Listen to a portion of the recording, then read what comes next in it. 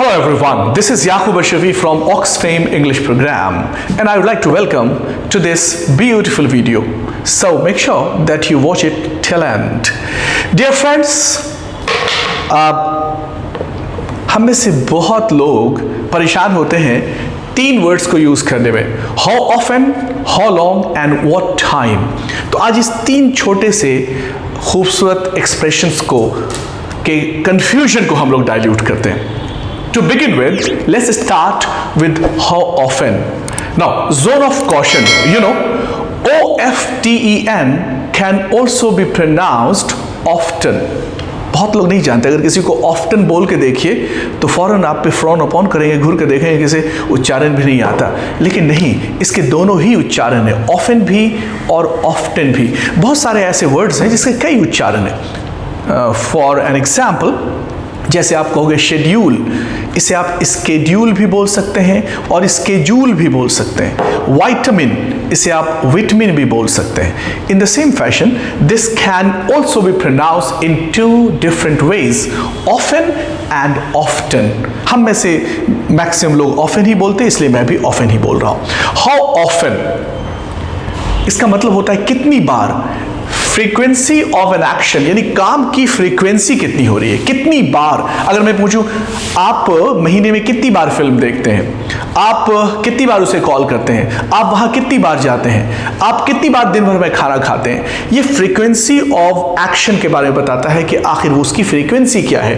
Right, जैसे एक छोटा सा एग्जाम्पल है, how often do you go to the gym, आप कितनी बार जिम जाते हैं। आप कहेंगे I go to the gym twice a week, मैं एक वीक में यानी एक सप्ताह में 2 बार जाता हूं। अगर आप इसे टाइमलाइन पे देखें तो यहां से लेकर के Monday, Tuesday, Wednesday, Thursday, Friday, Saturday and Sunday, ये एक वीक हो गया।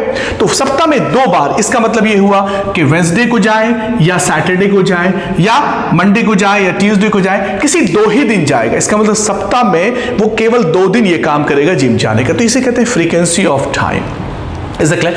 तो जो फ्रीक्वेंसी ऑफ एक्शन है उसके बारे में कहेंगे ऑफन। जैसे how often do you go to the cinema, आप सिनेमा कितनी बार जाते हो। आप कहोगे आई गो 3 or 4 times a month, मतलब मैं 3 या 4 बार महीने में जाता हूं। How often do you call him, आप उसे कितनी बार कॉल करते हैं। आप कहेंगे generally I call 5 or 6 days in a 5 or 6 times every day, 4 या 5 बार मैं उसे हर दिन कॉल करता हूं। Right, how often do you eat, कितनी बार खाना खाते हो। आई ईट 5 times a day, 5 बार खाता हूं। बहुत से लोग ऐसे होते हैं 5 से ज्यादा भी खाते हैं, दे आर रियली ग्लटन। आप जानते हैं ग्लटन का मतलब क्या होता है? ग्लटन कहते हैं पेटू को। इसका दूसरा वर्ड है वोराशियस ईटर। वोराशियस ईटर, इसका मतलब भी होता है पेटू। वन हु ईट्स एक्सेसिवली, जो बहुत खाता है, उसे ग्लटन या वोराशियस ईटर कहते हैं। Hope this is clear. How often मतलब कितनी बार। अब आप क्या करो, इस हाउ ऑफन पे 50, 60, 70, 100 सेंटेंसेस बोलो, फिर that will embed in your mind. I always say, जानना अगर 1 किलो इंपॉर्टेंट है तो बोलना 100 किलो इंपॉर्टेंट। तो हाउ ऑफन मतलब कितनी बार। How often do you meet him, तुम उससे कितनी बार मिलते हो। आप कहोगे I meet him twice a day और I meet him on Sundays etcetera etcetera. Is that clear? तो how often is clear. Next will see how long. Now friends, let's see how to use how long. आप कहते हो ना कि कितनी देर लगता है क्लास पहुंचने। अगर मैं पूछूं कि हाउ लॉन्ग का पहले ये समझो लेंथ या ड्यूरेशन ऑफ एन एक्शन, यानी काम का ड्यूरेशन क्या है, लेंथ क्या है। आप जैसे कहोगे कि अगर मैं आपसे एक सवाल करूं how long does it take you to go to the class, तो मैं क्लास जाने में कितना समय लगता है। How long does it take you to go to the class. आप कहेंगे it takes 15 minutes. 15 minutes, diagram समझो, ये आपका घर है और ये क्लास है। घर से क्लास आने में जो लेंथ है, ड्यूरेशन है, वो 15 मिनट्स लगा। इसको कहते हैं हाउ लॉन्ग। जैसे अगर मेरे को how long have you been waiting, तुम कब से इंतजार कर रहे हो। आप कहोगे I have been waiting for 2 hours, I have been waiting for 2 hours, तो आपका जो ड्यूरेशन है वो 2 घंटे का है। Is that clear? आप ये भी कह सकते हो how long have you been waiting, तुम कितने देर से इंतजार कर रहे हो। I have been waiting since 9 o'clock। तो ड्यूरेशन क्या है, 9 o'clock में स्टार्ट किया और अभी भी वेटिंग जारी है, खत्म नहीं हुआ। तो ड्यूरेशन जो होता है ना, ड्यूरेशन या फिर उसे कहेंगे लेंथ ऑफ एन एक्शन, इसके लिए how long का इस्तेमाल करते हैं। जैसे अगर मैं कहूँ बारिश हो रही है, आपने कहा कितने देर से बारिश हो रही है, how long has it been raining, how long has it been raining। आप समझ रहे होंगे यहाँ पे मैं has it been क्यों इस्तेमाल कर रहा हूँ, तो MSR V4 और has have been V4 में क्या डिफरेंस है नेक्स्ट वीडियो में मैं आपको बताऊंगा। Is it clear guys? तो कब से का जब भी बात करेंगे how long, कहते हैं how long have you been waiting for him, तुम उसका इंतजार कब से कर रहे हो, आप कहेंगे I have been waiting for him for 5 hours or I have been waiting for him since 9 o'clock। Is that clear guys? तो आप अगर इसे समझे तो how long लेंथ या ड्यूरेशन ऑफ एन एक्शन, यानी यहाँ से शुरू हुआ और यहाँ पे ख़त्म हो गया, ये लेंथ है, इसके लिए how long का इस्तेमाल करेंगे। how long has it been raining।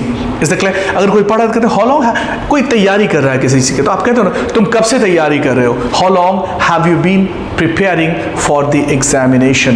तो क्या I have been preparing for the examination for 2 hours। I means I started in 2020 and now it is still going on। Is that clear guys?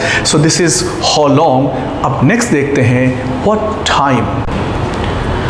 Now let's see how to use what time। तो पहला था how often, right?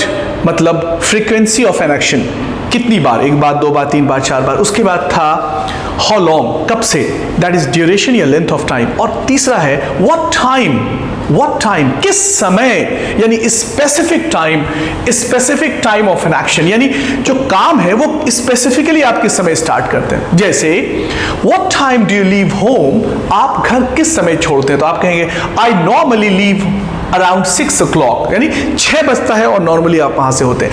Action कभी start होता है 6 बजे, तो ये आपका होम है और क्लास मुझे पहुँचना है, तो किस वक्त शुरू किया, 6 बजे।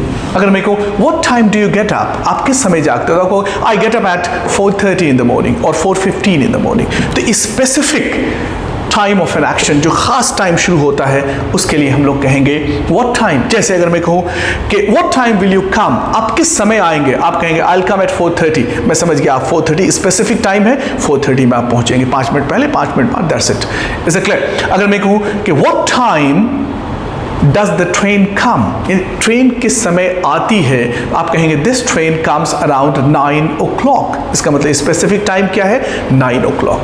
Getting guys? कहते हो what time will you take dinner, what time will you take dinner, आप किस समय डिनर लेंगे, तो किस समय का जो होता है स्पेसिफिक टाइम, उसके लिए हम लोग कहते हैं what time।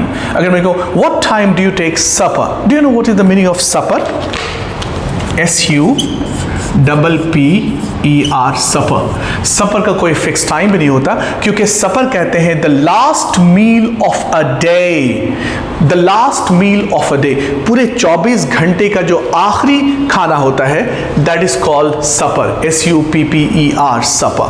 What time do you take supper, आप कहते हैं I normally take supper at 11 in the night. Is it clear guys? So ये 3 वर्ड आप यूज करें। देखो मैं बार बार एक ही बात कहता हूँ, जानना अगर 1 किलो इंपॉर्टेंट है तो बोलना 100 kilo important. What you need basically is to practice, practice and practice, there is no way around, right? तो how long, right, how often and what time. सबसे पहले शुरू करो हाउ ऑफन से, मतलब कितनी बार, 1 बार, 2 बार, 3 बार। कहते हैं how often do you call him, तुम इसे कितनी बार कॉल करते हो, एक ही हो गया। उसके बाद आता है how long, right, how long does it take you to reach home, तुम्हें कितना वक्त लगता है घर पहुंचने में। और the finally is what time, जैसे what time do you reach home, तुम घर किस समय पहुंचते हो। अब कहते हो after finishing my day's work I usually reach home by 8:15 और 8:30। Is it clear? तो these are the 3 words that you can use it, right guys? And I suggest you practice, practice and practice. Do write something in comment box, and if you give any suggestion, and of course we'll take कुछ suggestions पिछले video में आए हैं, मैं उसे बहुत जल्द implement करूँगा, and of course we will come out with regular videos and all. Till then, bye bye, thank you very much, take care.